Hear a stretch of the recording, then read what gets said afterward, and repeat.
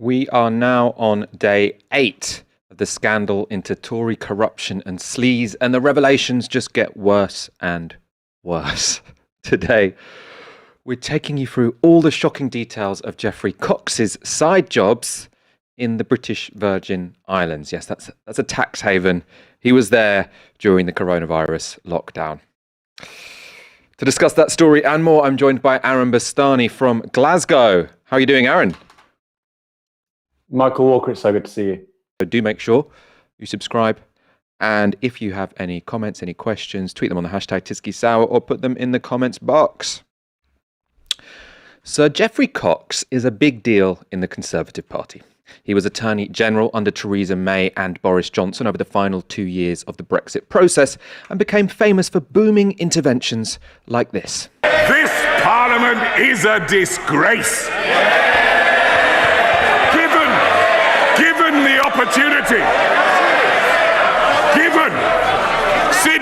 since I am asked, let me tell them the truth. They could vote no confidence at any time, but they're too cowardly. They could agree to a motion to allow this House to dissolve, but they're too cowardly to give it a go. Pantomime-like performances of that kind made Cox popular within the Tory party, so much so that Boris Johnson chose him to launch his leadership campaign. I am pleased today, I am proud today, to introduce the candidate whom I shall support to lead the Conservative Party and our nation, a man who has already shown that he can lead this great global city through 2 successful terms. Ladies and gentlemen, Boris Johnson.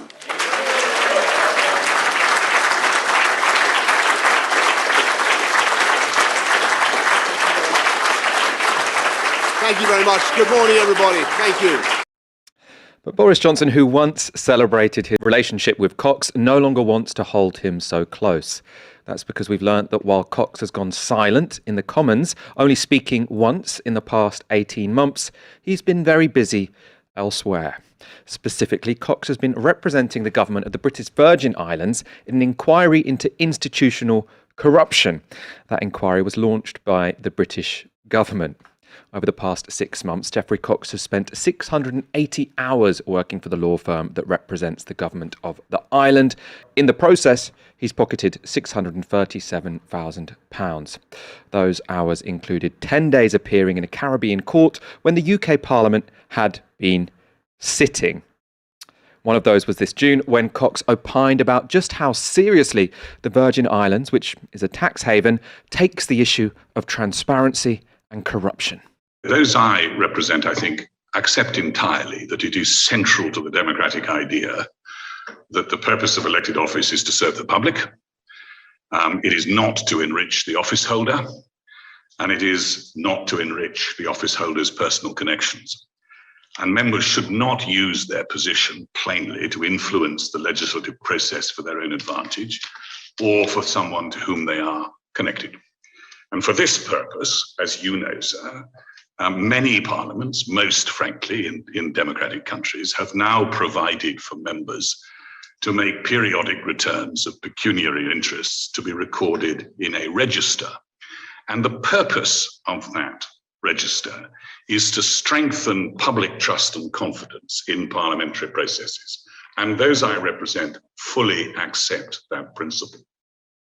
There are a couple of things that jump out about that clip. First, Cox is himself now the best argument as to why a register of interest, what he was arguing for there, is not enough to maintain confidence in a parliament. That would also require MPs to not take the piss. Second, if you thought Cox sounded rather defensive of the government he was representing, he's essentially saying, trust me, that they do think corruption is a problem.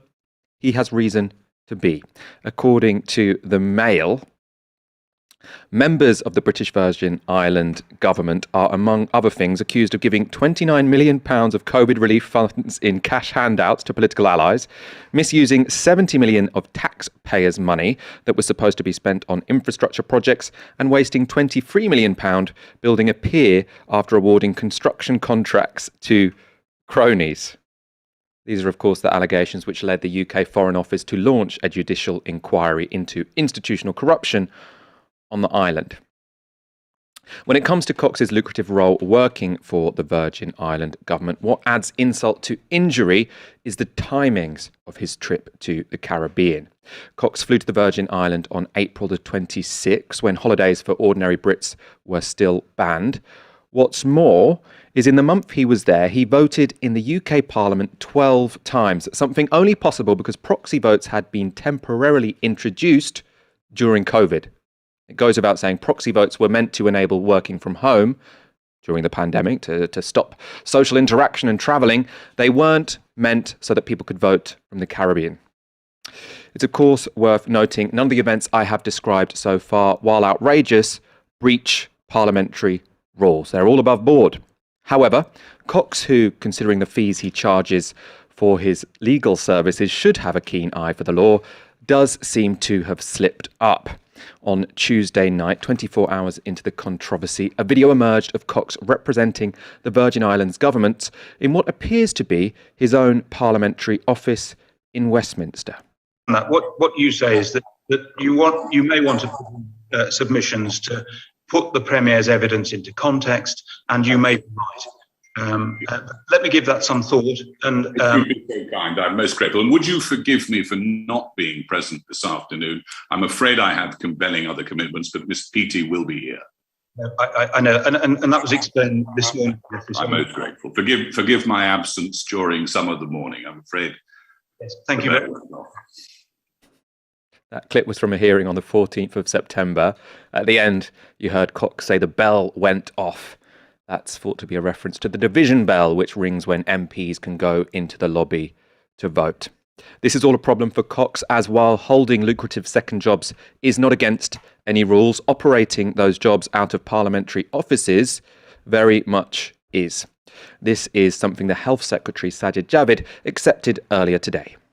Whether it's your parliamentary office or any other parliamentary stationery or anything that's funded or supported by the taxpayer, of course that should not be used. And again, I can't talk about any individual case. I think the rules on the use of whether it's parliamentary property or your letters or letterheads or stamps or anything like that, I think the rules are clear. And of course, all MPs would be expected to observe that at all times.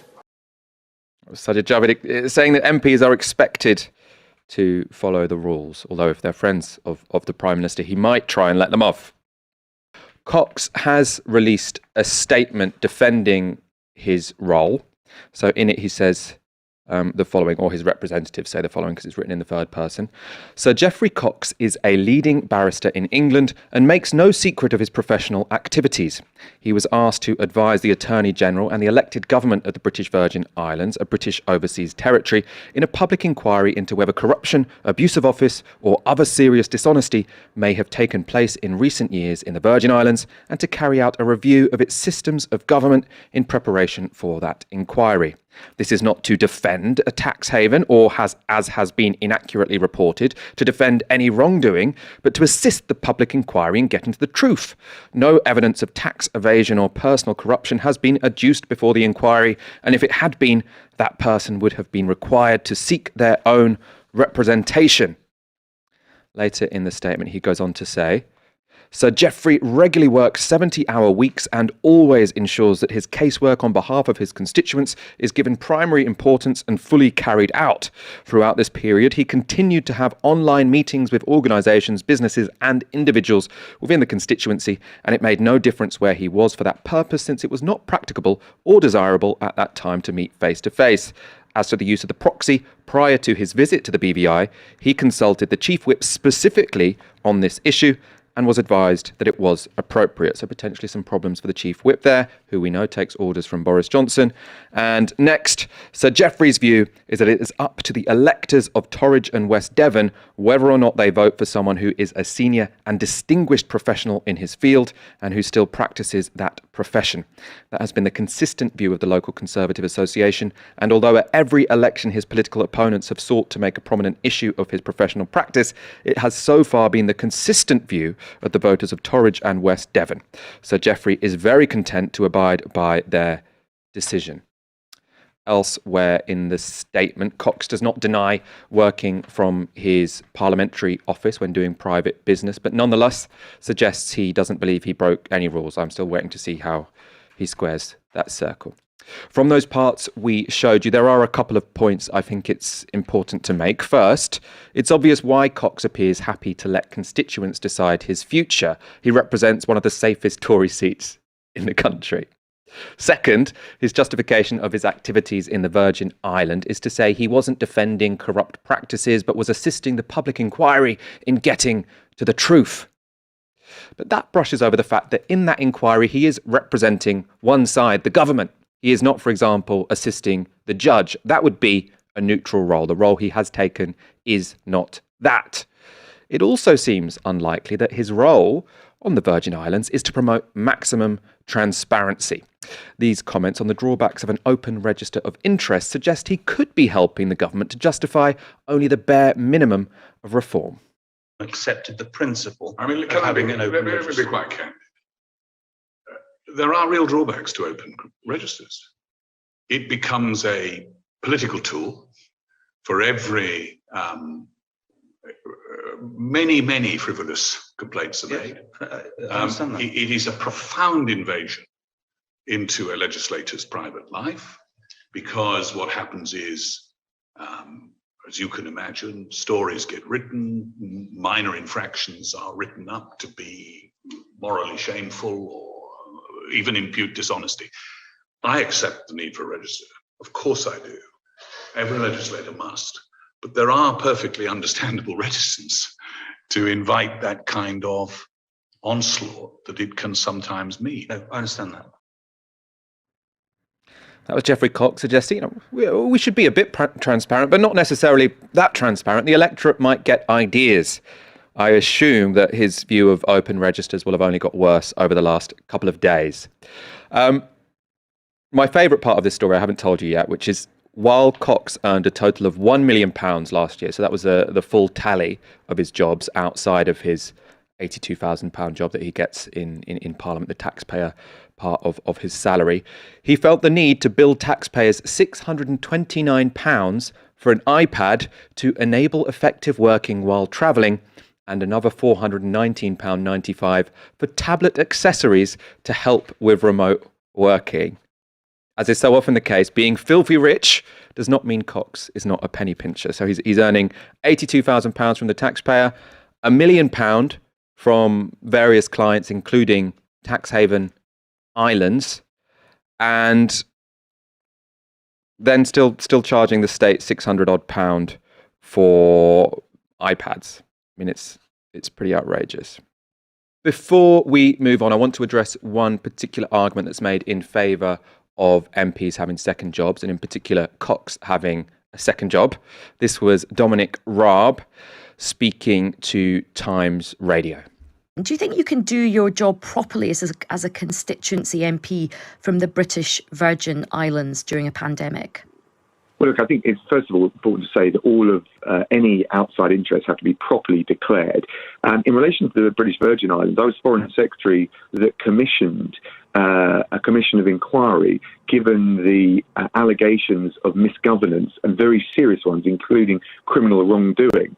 Now, I'm not going to get dragged into what individual MPs do, but actually having a former Attorney General, and it wasn't my decision, it was he was hired by the government of the BVI to advise them on how to correct and deal and address those allegations, actually is a legitimate thing to do as long as it's properly declared. And of course, it's quite important that Parliament, which is responsible residually for some areas of our relationship with the overseas territories, has got some knowledge of what's going on in those territories. So I'm not getting dragged into individual cases, but actually being in touch and working with our overseas territories is quite an important piece of the responsibilities of the UK and indeed our Parliament.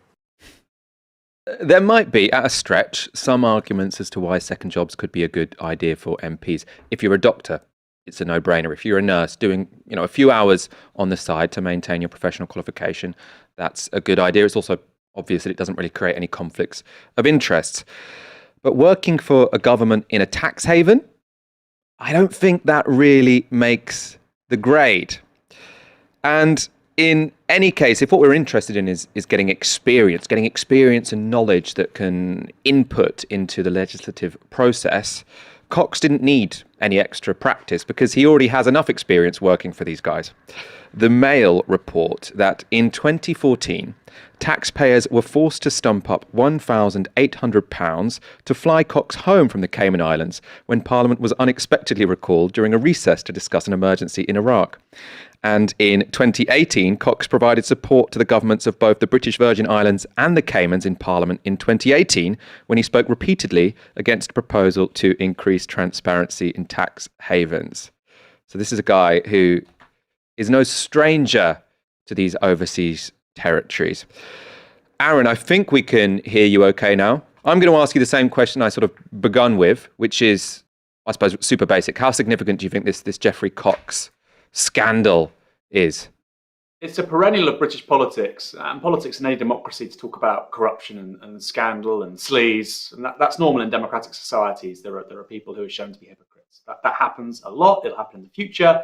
Tory, Labour, whatever. But I think we're in a new moment politically, Michael, where you can have an elected legislator lobbying for a crown territory or a different sovereign entity, but it's a political entity separate to the United Kingdom of Great Britain and Northern Ireland, which has directly competing interests against the country within which they're a legislator. And I don't use this word frivolously. I think you would probably define that as treachery in centuries past, in terms of the public interest of this country, which, of course, as a legislator, as he notes in a conversation which you just appealed to a few minutes ago, he is duty-bound to defend the public interest of the people of this country, and yet he's representing interests who have interests of their own directly at odds with ours here. And it's important to say as well, Michael, this is not a one-off. Geoffrey Cox is a lawyer, and he has a specialisation in issues of tax and minimising, the levels of tax that people and organisations, in the case of the BVI, a Crown Territory, I think that's what it's called, would like to pay. And this is new. And I don't know if you call that corruption. He's lobbying for an entity with directly conflicting interests with those of citizens here in the UK. And I think that's something really remarkable. And I hope it's explained with the utmost clarity to the British public at large in the coming days, weeks and months. And I'm worried, Michael, with the whole Tory corruption sleaze scandal, that there's this kind of universal equivalence, and that actually people don't get into the specifics of what's going on with Geoffrey Cox and how remarkable this is and how it shouldn't be permissible in a liberal democracy. The man should be run out of town as far as I'm concerned, politically. If I was Boris Johnson, or if I was the chief whip, or if I was a chair of a Conservative association out there in the Shires, I would be terrified of what this man means to my political brand. Now, look, in the short term, they don't need to worry. They've got the Mail, they've got the Sun, they've got the Express, they've got the Telegraph. But this will have consequences in terms of corroding the core sort of political message which they have, which is we represent the people of this country better than anyone else. No, the man was being paid very lucratively to do the precise opposite of that, in my opinion. I mean, I suppose it's probably worth saying he wasn't necessarily lobbying, because his job was to give advice to the government of the Virgin Islands in a public inquiry, a judge-led public inquiry or judicial inquiry or whatever, in the British Virgin Islands, which had been set up by the British government. So he'd also say, it's not that there is a claimant and a defender, and one of them is the British government and one of them is the British Virgin Islands. It's that there was the British government recognised that there was institutional corruption in that territory. They set up this judicial inquiry, and then Geoffrey Cox goes to defend the government of the British Virgin Islands. Now he's trying to say that just means I'm there to try and find out the truth and try to get to the bottom of this.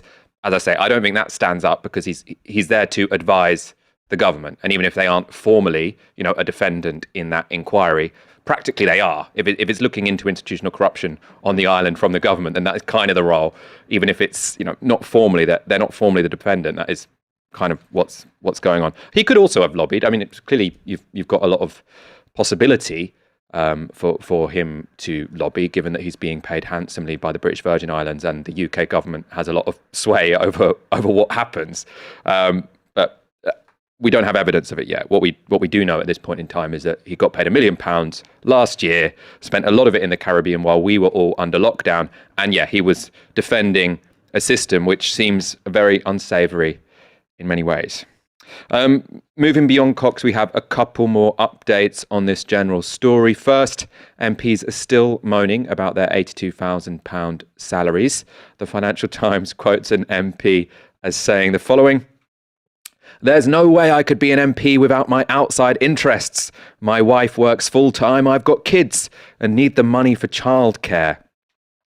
It's of course worth remembering that MPs are among Britain's top 5% of earners. They also get expenses on top of that. So the idea that on that income, in the top 5% of the population, you can't afford childcare, I mean, it would suggest something. Why have these Tory MPs not yet passed universal childcare for people? Surely they realise that it's a problem if you're in the top 5% of earners and you need a second job before you can pay for childcare. I saw lots of people speculating on Twitter whether childcare was sort of a euphemism for private school. But because it's an anonymous MP, we might never find out. Second, we have some more detail on the original Owen Paterson scandal and Boris Johnson's relation to it. Tom Newton-Dunn of Times Radio tweeted, "This is quite something. Two different backbench Tory MPs tell me they have been approached by whips in the last 24 hours to tell them the chief, Mark Spencer, was not the instigator of last week's disastrous motion, but he was following direct orders from the PM. It means government whips have officially or not begun actively briefing against Number 10. Sources close to Spencer emphatically deny he sanctioned this. Government source: it was a government decision. It's a team game. We stand or fall together." I mean, we saw from the Labour Party over the past 5 years, if you've got a lot of backbenchers who decide that they've fallen out with the leader, it really does make a story just run and run and run and run. So potentially, if Boris Johnson is trying to throw people under the bus and they're now sort of resisting being thrown under the bus, we could see a bit of a circular firing squad within the Conservative Party, and that could be politically consequential at least. I don't know, Michael. Look, I'm in Glasgow. I don't know about the political implications of it, but how it seems to me is that the big worry for Labour has to be that, like I say, the specifics of what's going on with Cox, which I do think is unprecedented. I do think it shows a new moral nadir for politicians in this country. I sincerely believe that. My worry is that just becomes corruption and sleaze. And it's all the same. No, this is really qualitatively quite bad. I think unprecedented, and it has to be addressed now. So, like I say, the big worry for Labour or the left, or for me and you here on Novara Media, is that this is just another sleaze corruption scandal. Because this is not somebody, sleeping with somebody that they shouldn't be. This is a politician, I think, using public resources in a certain way, which is really unbecoming of somebody in elected office, and they shouldn't, frankly, be an MP anymore. Well, I mean, what normally comes out of these scandals is, some new rules that for a while stop that particular infraction happening, and then you all work out that another infraction was going on at the same time. So the expenses one, that was a row, but it did change the rules somewhat, as did the cash for questions one. I mean, obviously it doesn't get to the bottom of the rot in British politics and society, but I don't know, what would be your sort of desired implication of the Cox affair? Where could this lead? Because I mean, it doesn't seem like he's going to prison, for example. No, I think it feeds fundamentally into a culture thing, Michael, and both parties don't want principled, independently minded people representing constituencies as MPs, because that's the personality type they don't want in politics. And that might sound sort of conspiratorial, but you see the exact same thing on the Labour Party, Michael. The idea of somebody who's independently minded and principled and ethically driven and who doesn't just basically kowtow to the status quo, that kind of person really isn't welcome in elite politics in this country, Michael. Really, really is not welcome. And like I said, that's a cultural thing. You're seeing a little bit of a break with that in the Tories and the kind of blue wall, the former red wall constituencies. And I think if this kind of behaviour probably concerns them the most, because their electoral base, formerly Labour voters now voting Tory, are probably more sensitive to the idea of conservative corruption than anyone else. But generally speaking, people like Geoffrey Cox are the kind of people elevated to public life in this country, have been for hundreds of years. I think it boils down to a cultural thing. And I think that's why I'd like to see in both major parties open primaries and a culture of mass public participation, accountability, scrutiny. Thing is, Michael, the media, the Tories, and the Labour Party all have a vested interest in not doing that. So it's going to have to change from the outside. People have tried to do that with the Labour Party. Look what happened. 500,000 people labelled Holocaust deniers and racists and anti-Semites and misogynists and bullies. The collective might of the British establishment thrown at them. So it's going to be very tough. But like I say, for me, the solution is culture and very different kinds of people being involved in politics. There is an institutional fix for that. Like I say, it's more democracy, open primaries. But Michael, these people will fight like their lives depend on it. So that doesn't happen. No, I think that's a really good point. I wanted to get down to what you wanted to be the consequence of this, and I very much agree with that point. I think if an argument for sort of democratic renewal would be a good outcome from this, as opposed to just some tighter rules for the more obscene things that MPs do on the side. We have almost 2,000 people watching, almost 400 likes. Do hit that like button, it helps us on the algorithm. And we're staying on a similar story, going to the Labour Party. The side job scandal embroiling the Tories should give Labour an opening to steal their voters.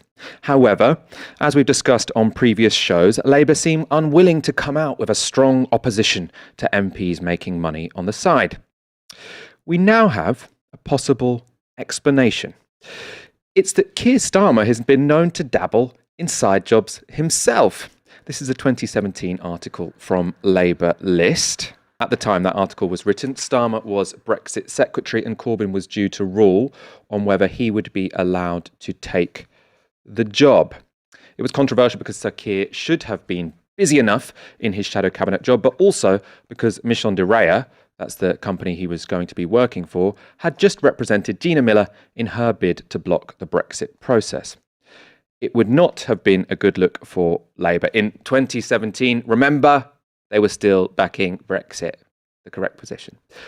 Ultimately, the move was blocked, but the fact Starmer was considering it was brought up in an excruciating interview this week with Sky.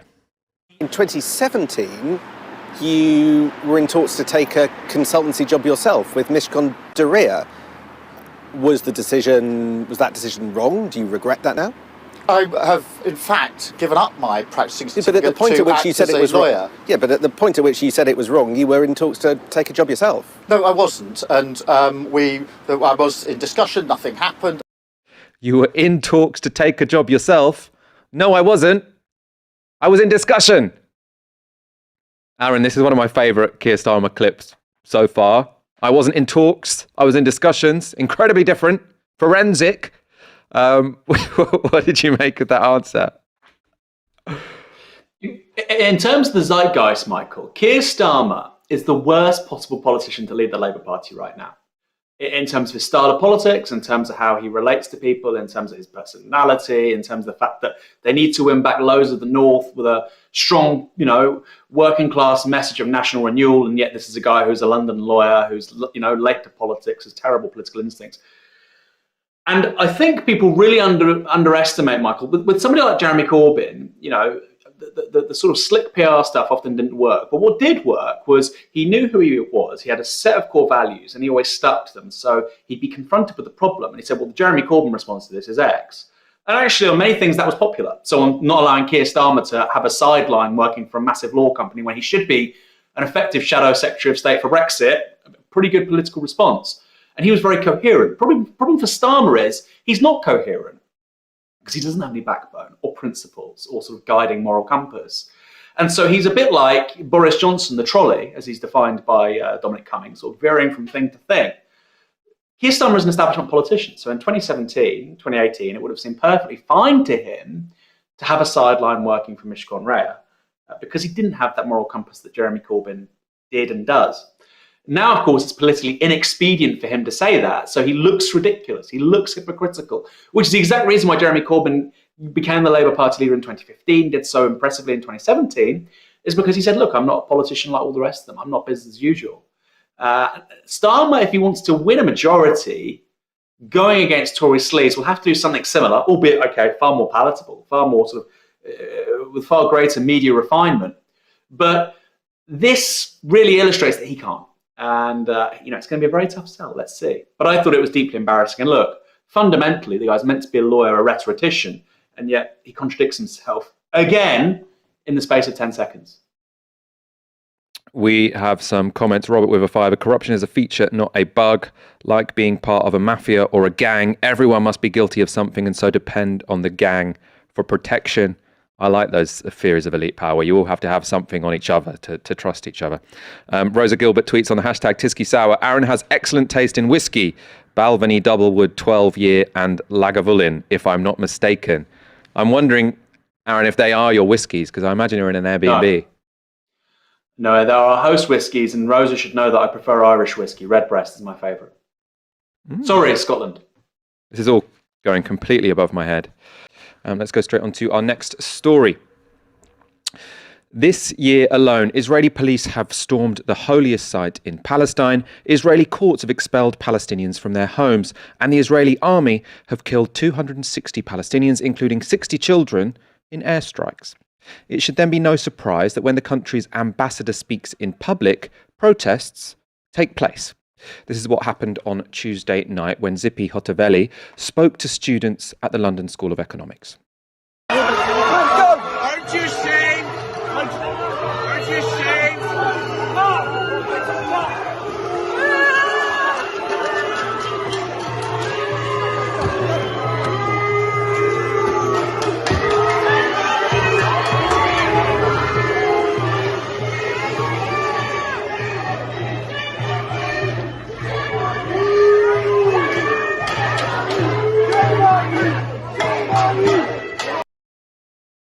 That to me looked like a pretty standard protest. I've spoken to a bunch of people who were on it, and by all accounts, it was. But that's not how the media reported it. The Jewish Chronicle quickly published a leader titled, "On the Anniversary of Kristallnacht, a Jew hunting mob on the streets of London." The Night of Broken Glass was a pogrom against Jews carried out by Nazi paramilitaries. It happened over 2 nights in 1938. 267 synagogues were destroyed, over 7,000 Jewish businesses were damaged, and 30,000 Jewish men were arrested and incarcerated in concentration camps. It was one of the most despicable events of the 21st century, and it has absolutely nothing to do with some LSE students protesting apartheid. Other journalists got in on the act, though. Theo Usherwood from LBC tweeted the following: "Not quite sure what is more worrying, the fact that this happened at a London university, or the fact that 11 hours on, that same university, the LSE, still has nothing to say about it." LSE did go on to make a statement. It condemned any threats made to the Israeli ambassador on social media, but it didn't condemn the protests themselves. Labour politicians had less of a spine. Shadow Foreign Secretary Lisa Nandy tweeted the following: "The appalling treatment of Israeli ambassador Zippy Hotovely is completely unacceptable. There is no excuse for this kind of behaviour." She goes on, "Freedom of speech is a fundamental right, and any attempt to silence or intimidate those we disagree with should never be tolerated." Now, Hotovely took part in a 90-minute debate at LSE. It was uninterrupted. When she left the building, she had to witness a protest against the crimes committed by the state she represents. The only threat to free speech here is the demonisation of the peaceful protesters. She took part in a 90-minute debate. Shadow Home Secretary Nick Thomas-Simons had an even worse statement. So he tweeted the following: "Shocking scenes last night involving Israel's ambassador. Anti-Semitism has no place in our society. I wish Zippy Hotaveli well and support the police in any investigation. Now, why do I say this tweet is worse? Because without any evidence, it explicitly accuses the protesters of anti-Semitism. Secondly, it explicitly wishes Zippy Hotaveli well. Now, let's look in more detail at who this person is, who the Israeli ambassador is, to see why both parts of that tweet are ridiculous. So, before taking her job as Israeli ambassador to Britain, Zippy Hotaveli served as Deputy Minister of Foreign Affairs and then Minister for Settlements. Minister for Settlements, just keep that in mind. Both were in governments of Benjamin Netanyahu. That means Hotaveli is on the right even in Israel, which might be why Netanyahu was confident putting her forward to defend Israel's bombing campaign this May. This is Hotaveli speaking to Sky on day 10 of Israel's bombing campaign. By this point, Israeli forces had killed 260 Palestinians, including 66 children. So Israel didn't want this conflict to begin with. It was a pure provocation of a radical jihadi terror organization, Hamas, that wanted to shoot our kids, our women, our men. Millions of Israelis spent the last 10 days in bomb shelters because the whole country was under attack of over 3,000 rockets. The reason Israel wants to make sure that those kind of attacks won't be coming back again and again. So we want to restore quiet. We definitely don't want to be in a war, but we would like not to have a quick fix. We would like to have something that is sustainable so our people can get back to normal life. First of all, the idea Israel didn't want this conflict or that its leaders deserve sympathy is ridiculous. 260 Palestinians were killed. That's more than 20 times the number of Israelis who were killed in that period. Just as importantly, the conflict started because of Israel's unprovoked actions, storming holy sites and evicting Palestinians from their homes. In that clip, Hotaveli also spoke of bringing quiet to Israel and a sustainable solution to the conflict. These might sound like reasonable statements to the uninitiated, so it's important to note some background to get what she means. Key here is that Hotaveli is a supporter of a greater Israel. That means all of the Palestinian territories should be annexed. There would be no Palestine. She said, this land is ours, all of it is ours. She justifies annexation by another extreme claim, that Palestine, and thus the Israeli occupation, have never existed. In 2019, Hotaveli told a US audience, using the term annex is not true. You annex something that is not yours. This is not a story of annexation. This is a story of realization. Many ask what's next, what's going to happen, what's going to change after the annexation of Area C. For 52 years, we were feeding this myth of occupation. It's a myth. It's not true.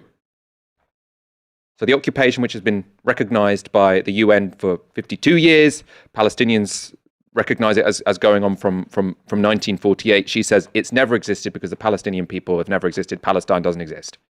Really, really extreme. Related to the belief that there has never been an occupation is Hotaveli's belief that the Nakba is an Arab lie. That's what she told the British Board of Deputies about the expulsion of 700,000 Palestinians by Israeli forces in 1947 and 1948. If this was about any other conflict, the Labour right would be calling her a genocide denier and they would be backing the protests outside the debate, not in this situation. It's also worth noting, given the condemnations of the LSE protest, that Hotaveli is by no means herself an advocate of a vibrant public sphere. In 2017, Netanyahu cancelled a meeting with the German foreign minister because he had previously met two Israeli human rights organizations. Defending that decision, Hotaveli described one of those groups, they're called Breaking the Silence, it's ex-IDF veterans, as an enemy of Israel. She called them an enemy of Israel and even implied they were war criminals. If you are still not convinced that Hotaveli is worth protesting, I have one more bit of information about her politics. This one is really shocking. It's from an article written by the journalist Jenny Fraser in Jewish News. It came out just before Hotaveli had become ambassador, and it argues that she is too extreme to take on that role. Her examples of her extremism include the following.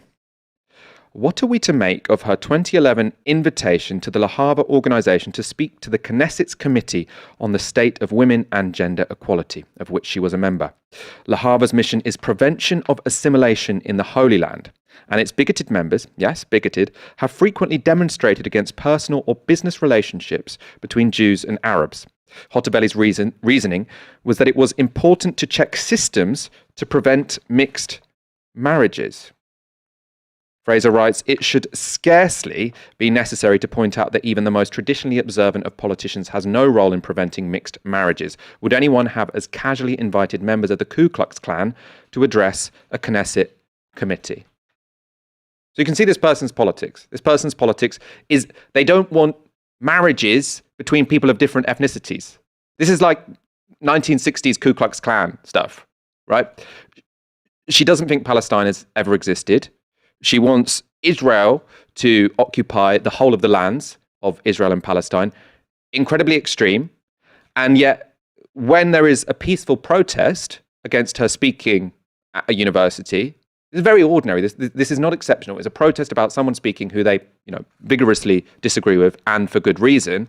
You have the shadow Home Secretary of the Labour Party tweeting without any evidence whatsoever that the protesters who, by all accounts oppose apartheid, by all accounts oppose bombing campaigns on one of the most densely populated areas in the world, which killed 60 children. Very reasonable reasons to protest. I'd say good reasons to protest. He's called them all anti-Semitic. And then he said solidarity to the person who doesn't want people of different ethnicities to get married. He wishes her well. He wishes her well. This is the person who, in May this year, was going out on television saying, oh no, it's absolutely fine that Israel is continuing to bomb, as I say, one of the most densely populated parts of the world. It's completely fine because, I think she said in that clip, my grandma had to go into a bomb shelter. Well, let's have some perspective. As I said before, in Israel, there were 12 people killed over that 10 days. In Palestine, there were 260, including, as I've said, 60 children. This is not someone who anywhere near the Labour Party should be expressing their solidarity in a tweet with, and especially not because they've experienced a protest.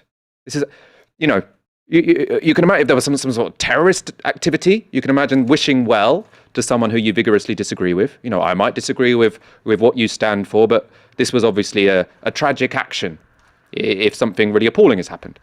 But this was a protest. This was people holding up signs and saying, you're not welcome at LSE because you are part of the government of an apartheid regime. That's not my words. That's the words of the Human Rights Human Rights Watch and B'Tselem, which is Israel's most prestigious human rights organization. And yet, we have Lisa Nandy saying, this is terrible what has happened. This peaceful protest, this is terrible what has happened. I find the whole thing cowardly. I find it despicable. And it frankly means no one should have any trust whatsoever in the people at the top of the Labour Party, that they will do, anything to the left of Tony Blair.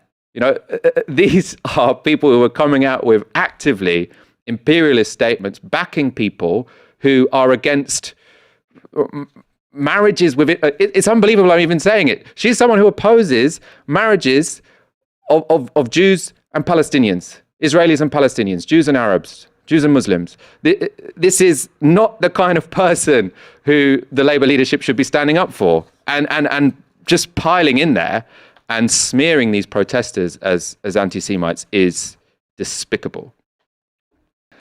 Boris Johnson is a self-absorbed egotist who cares for nothing but himself. His prime ministership has been a disaster and it's cost tens of thousands of lives. There is, however, just the tiniest silver lining to his inept rule. It's that his shameless incompetence means that over and over again on morning TV, we get to see other self-absorbed egotists making fools of themselves, defending his ridiculous actions. This is Dominic Raab looking like an idiot after Boris Johnson refused to wear a mask on a recent hospital visit. We've talked a fair bit, haven't we, about the Prime Minister Boris Johnson and that hospital visit yesterday. I'm just going to share some images now from the hospital yesterday. He was at Hexham General Hospital, not wearing a mask. Everybody else in the image that we can see at the moment is wearing a mask. What type of message do you think that sends out? Well, I know the Prime Minister took the advice on the clinical setting that he was in and followed all the protocols and procedures that were applied there, and that's what everyone should do. Do you think, though, that maybe that's not the best look for a Prime Minister going into a hospital? And you know, I know you're saying that in clinical settings he wore a mask. I was working in a hospital last week. I was filming. We put masks on from the moment we stepped through the door. I think the right thing to do in all those settings is to take the advice that you've got, follow the guidance very carefully, and I know that's what the PM did. I'm just going to read you the quote, actually, from the hospital itself. They say, anyone attending our hospitals and community settings must continue to wear a face covering at all times to protect patients, visitors and staff. Your reaction to that? Well, my understanding is that the Prime Minister followed all the guidance that was given to him from the moment he was at the hospital and obviously in the different settings that he visited, and that's right. My understanding is that the Prime Minister followed all the protocols and all the advice for the setting he was in. The host reads him the protocols and the advice for the setting that was in. It was a hospital. Unsurprisingly, on the hospital's website, it tells you that when you enter any part of the hospital, you should wear a face mask. And then Dominic Raab just repeats it. I understand that was the advice he was given. Was there bespoke advice written for the Prime Minister? Because that wouldn't be, particularly good health policy, that we should make complaints to the hospital if that were the case. But I think more likely here is that Boris Johnson just thought, why do the rules apply to me? Why should I wear a face mask? Now, and I've said this before, I'm not that militant about face masks. I think it's, very polite to wear them in supermarkets where there might be vulnerable people in there who really feel uncomfortable because people are breathing in and out. I think it does make that setting safer. I've spoken to epidemiologists who don't necessarily think that if we all wore face masks, that would dramatically reduce transmission in Britain overall. But in particular places, absolutely it does. On trains, absolutely it does. In supermarkets, absolutely it does. Yes, that might not significantly bring down the numbers because transmission mainly happens in schools and in sort of social events where masks are, well, some would argue impractical, some would argue wouldn't. But in any case, I'm not here to judge people who aren't wearing one. I go out to bars and I'm not wearing a mask. But where I do wear a mask is where I've been asked to wear one. And where I do wear a mask is where other people are wearing one. And where I do wear one is if I think that people around me might be vulnerable, might be people who are particularly, who for good reason really, really don't want to risk catching COVID. I should say, I do lateral flow tests regularly as well. But Boris Johnson is in a place where anyone, you probably learn about age 4 that hospitals are full of vulnerable people. I don't think it doesn't take that long to work that out. Boris Johnson has gone there, speaking to all these healthcare workers who are all wearing masks. Who speaks to a bunch of people in masks and doesn't think that maybe I should wear one? How in your own world, where the only thing you are thinking about is yourself and what joke you're going to make next, do you have to be to do that? It's unbelievable.